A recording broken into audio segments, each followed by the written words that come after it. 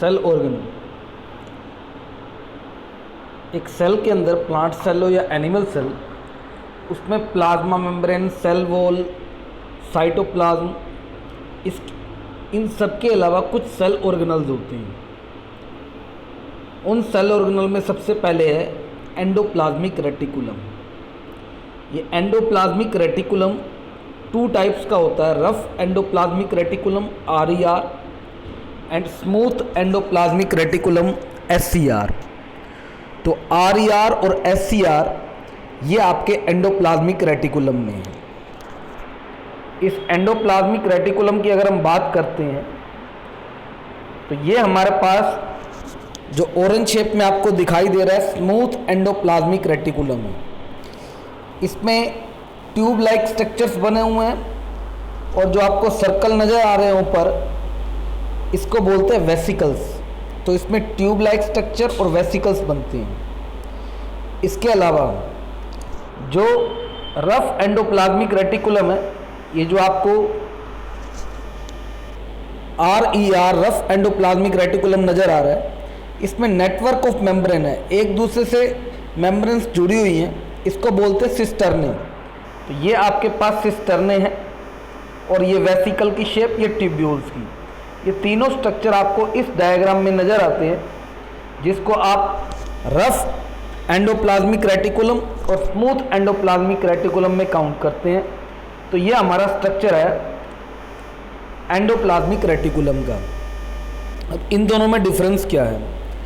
RER में आपको ribosomes नज़र आ रहे हैं, डॉट आपको नज़र आ रही है, तो डॉट लाइक स्ट्रक्चर राइबोसोम्स है। राइबोसोम्स का काम होता है प्रोटीन सिंथेसिस करना। तो RER प्रोटीन सिंथेसिस में हेल्प करते हैं और इसमें सिस्टर्ने होते हैं। जबकि SCR के अंदर वेसिकुलर ट्यूब्यूल्स होते हैं और कोई राइबोसोम्स नहीं होता, इसलिए प्रोटीन सिंथेसिस नहीं करते हैं। तो ये क्या कर सकते हैं? तो ये कुछ एंजाइम सेक्रेट करते हैं जो डिटॉक्सिफिकेशन में हेल्प करते हैं। डिटॉक्सिफिकेशन में हेल्प करते हैं, तो इसका काम होता है एंजाइम सेक्रेट करना जो डिटॉक्सिफिकेशन में हेल्प करे।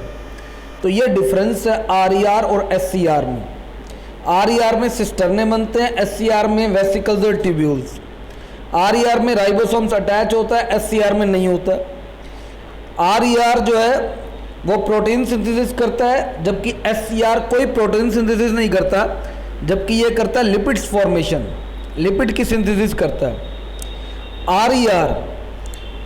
RER आपको मिलेगा पैनक्रियाटिक सेल्स के अंदर, जबकि SCR ये आपको लीवर सेल्स के अंदर मिलता है, लीवर के अंदर मिलेगा आपको। इसके अलावा SCR का काम होता है डिटॉक्सिफिकेशन। डिटॉक्सिफिकेशन में कुछ एंजाइम सेक्रेट करता है और जो एंजाइम है वो पॉइजन को रिमूव करने में हेल्प करते हैं, जिसको बोलते हैं डिटॉक्सिफिकेशन। तो ये आपके पास इट हेल्प इन डिटॉक्सिफिकेशन, इसमें हेल्प करता है। नेक्स्ट अगर हम बात करते हैं मेम्ब्रेन बायोजेनेसिस क्या है। मेम्ब्रेन बायोजेनेसिस की बात करते हैं तो RER जब प्रोटीन सिंथेसिस करता है, वो प्रोटीन पास करता है SCR को। SCR वेसिकल्स की फॉर्म में गोल्जी अपरेटस के पास भेजता है। गोल्जी अपरेटस इसकी पैकेजिंग करता है और वो वेसिकल्स की फॉर्म में फिर प्लाज्मा मेम्ब्रेन को रिपेयर करने में काम आता है और बीच में यहाँ लिपिड फॉर्मेशन होती है और प्लाज्मा मेम्ब्रेन जो है वो फॉस्फोलिपिड की बनी होती है। तो इस तरह से लिपिड्स की हेल्प से प्लाज्मा मेम्ब्रेन को रिपेयर किया जाता है। इस पूरे प्रोसेस को बोलते हैं मेम्ब्रेन बायोजेनेसिस। नेक्स्ट है गोल्जी अपरेटस। गोल्जी अपरेटस की बात करते हैं तो कैमिलो गोल्जी ने इसकी डिस्कवरी की थी, इसको नाम दिया जाता है इसलिए गोल्जी अपरेटस। इस गोल्जी अपरेटस का काम होता है, एक आपने पढ़ा अभी, जैसे ही प्रोटीन आता था RER से SCR को पास होता था, SCR से गोल्जी बॉडी को, वो वेसिकल्स में इसको पैक करती है। तो पैकेजिंग और डिस्पैचिंग ये इसका वर्क होता है गोल्जी अपरेटस का, और वेसिकल्स की फॉर्म में ले जाती है। तो सेकंड पॉइंट आपको नजर आ रहा है, इट प्रोड्यूसेस सेक्रेटरी वेसिकल। जिसमें कुछ एंजाइम्स होते हैं।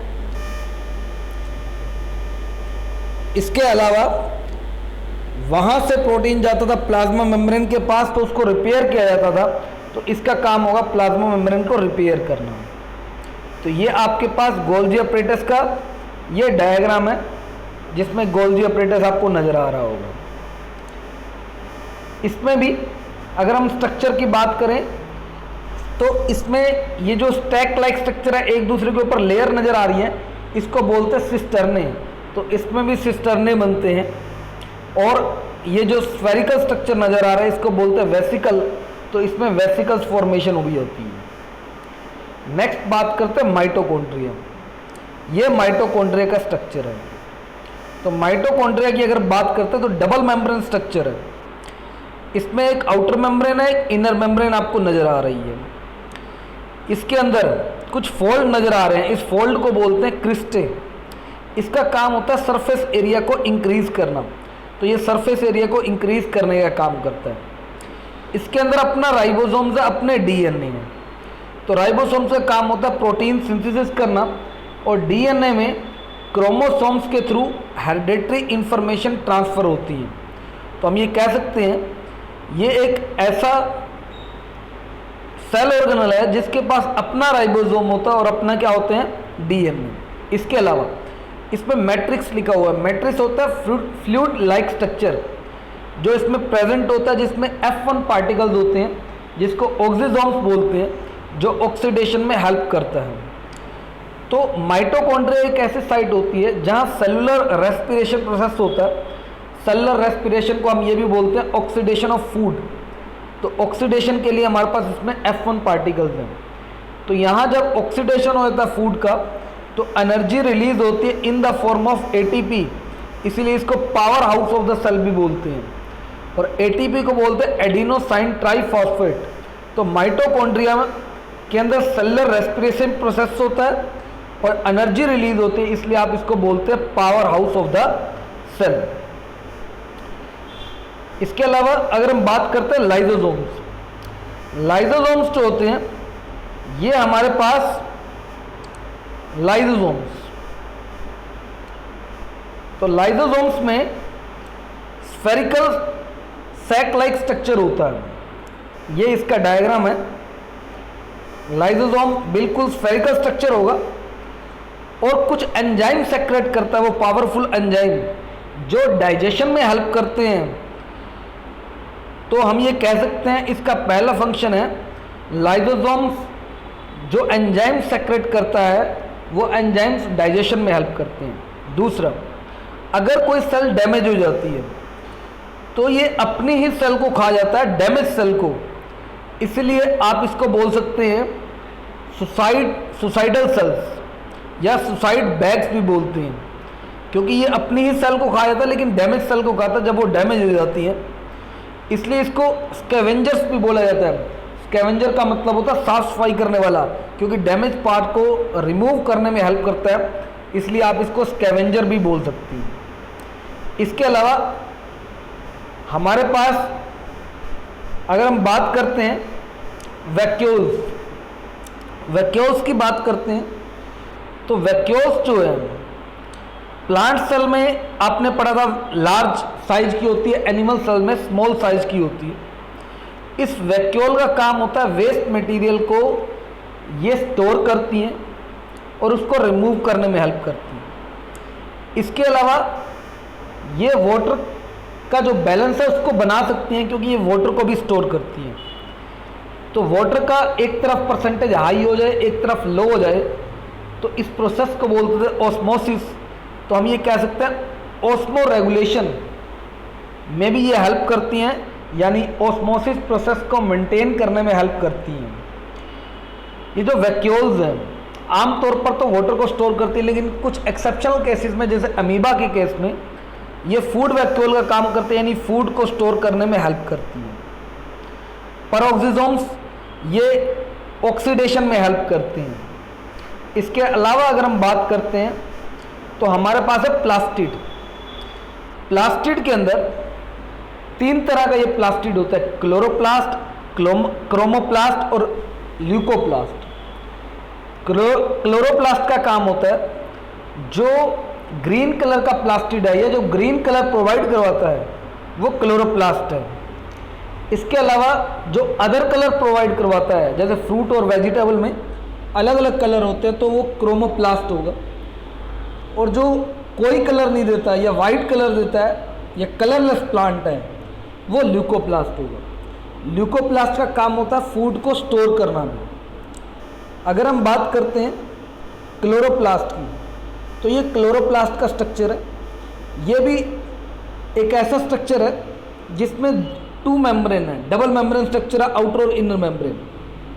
इसके अलावा इस प्लास्टिड में भी आपको डीएनए नज़र आ रहा होगा और राइबोसोम्स नज़र आ रहा होगा। तो माइटोकॉन्ड्रिया के बाद ये एक ऐसा सेल ऑर्गेनल है जिसका अपना डीएनए होता है और अपने राइबोसोम्स होते हैं। इसके अलावा इसमें ये आपको नज़र आ रहा है डिस्क लाइक स्ट्रक्चर एक दूसरे के ऊपर है।